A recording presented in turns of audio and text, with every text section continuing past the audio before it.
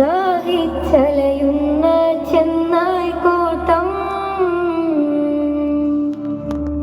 Gaza തെരുവിലെ ചോര കണ്ടേ ഞാനും എഴുതട്ടൊരു കണ്ണീർ കാവ്യം. പിഞ്ചോമന മക്കളെ ചോരക്കായി ദാഹിച്ചലയുന്ന ചെന്നായ്ക്കൂട്ടം. മരിച്ചത് ഞാനല്ല, നീയാണ് മുസ്ലിമേ.